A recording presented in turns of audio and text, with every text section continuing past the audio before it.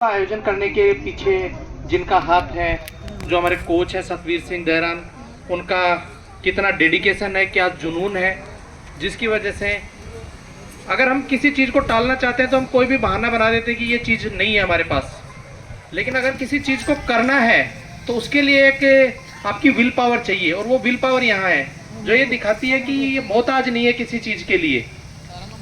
एक बार ठान लिया कि मुझे करके दिखाना है, तो इन्होंने बहुत ही शॉर्ट टाइम में एक बहुत अच्छा आयोजन करवाया।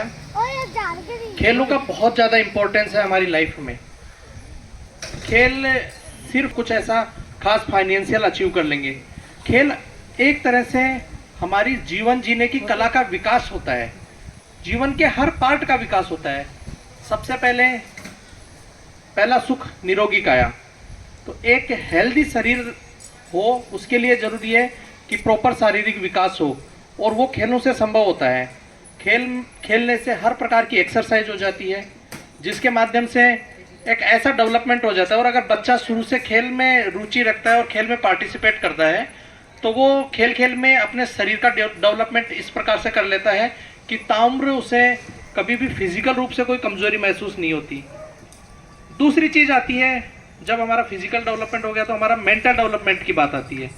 मेंटली खेल में इतना स्ट्रांग बना देता है कि आपको छोटी छोटी चीज़ों से कोई फर्क नहीं पड़ता। जैसे मैं आपको एक एग्जांपल के लिए बताऊं कि आजकल अगर न्यूज़ में हम देखते हैं तो ऐसा बहुत जगह देखने को मिल रहा है कि बच्चों के कम मार्क्स आए और उन्होंने कुछ गलत कदम उठा लिया, जैसे कदम उठा लिए। मैं कहूँगा वजह ये भी है कि बच्चों का खेल से नाता टूट गया है।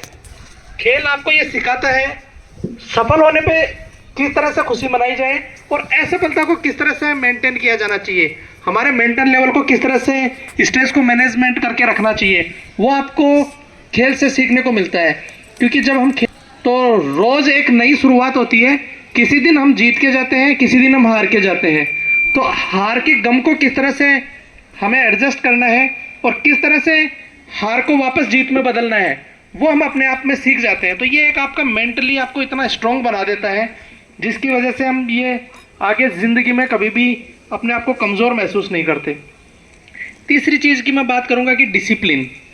खेलों में सबसे इम्पोर्टेंट चीज़ होती है, पहले सीख ये होती है खेल की नींव इसी बात पे है कि आप डिसिप्लिन रहें।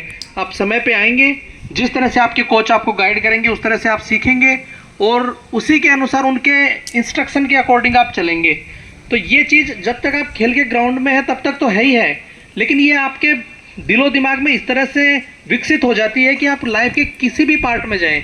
इसलिए आप जब भी देखिए कि ज़िंदगी के किसी भी मोड़ पे अगर आप जा कर के देखते हैं, चाहे वो वर्किंग सेक्टर हो, चाहे कोई और प्रोग्राम ऑर्गेनाइज वाला सेक्टर हो, अगर आप देखेंगे कि 10 लोग खड़े हैं, उनमें से स्पोर्ट्स पर्सन है वो अपने आप में अलग नज़र आ जाएगा, क्योंकि उसके अंदर डिसिप्लिन इस तरह से विकसित हो चुका होता है, वो हमें अलग से नज़र आता है।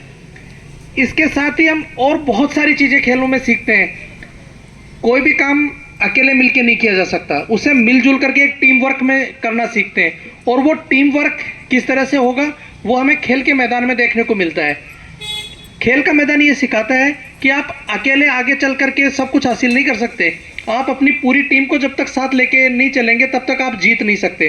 तो ये इस तरह की छोटी छोटी चीज़ें हैं जो हमें पता भी नहीं होती कि हम किस तरह से सीख जाते हैं, और वो हमारे एक व्यक्तित्व का एक हिस्सा बन जाता है।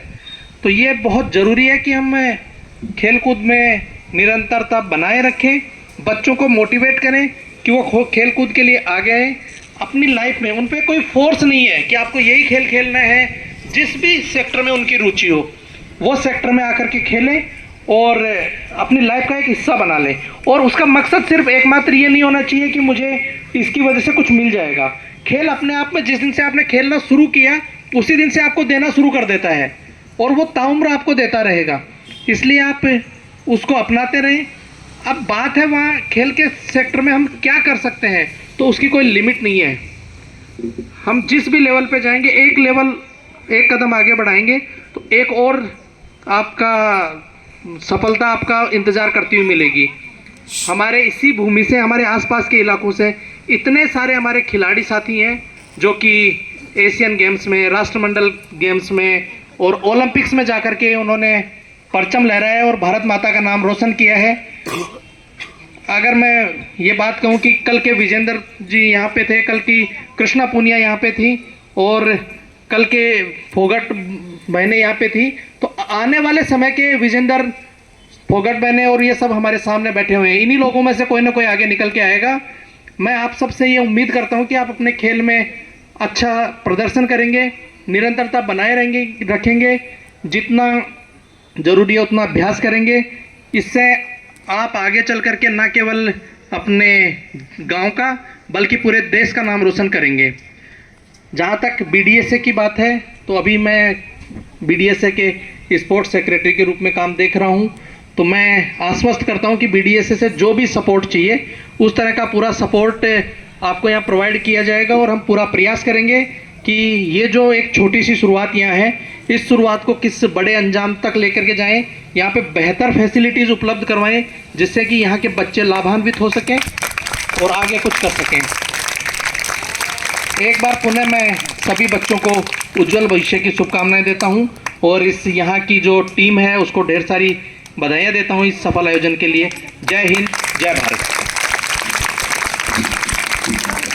हॉल में हम अपना योगा भी करवा सकते हैं, कराटे भी करवा सकते हैं और बैडमिंटन भी खेल सकते हैं। तो प्लीज़ आपसे अनुरोध है कि आप ये एक हॉल की सुविधा करवाएं रेलवे BDSA एकेडमी में। और कराटे के लिए हमें मैट की आवश्यकता है, क्योंकि आप देख रहे होंगे कि अभी ये जो गद्दे हैं, गद्दे पे हमने मतलब मुश्किल से काम चलाया है आज फाइट वगैरह योगा वगैरह करवा कर। तो प्लीज़ आप कराटे के लिए मैट की भी सुविधा करें। और कुछ योगा मैट के लिए एक वॉशरूम की प्रॉपर सुविधा नहीं है, हमने वैसे ही पीछे लड़कियों के लिए थोड़ी सी पर्दा वगैरह लगाकर सेफ्टी कर रखी है। तो हम अनुरोध करते हैं आप एक वॉशरूम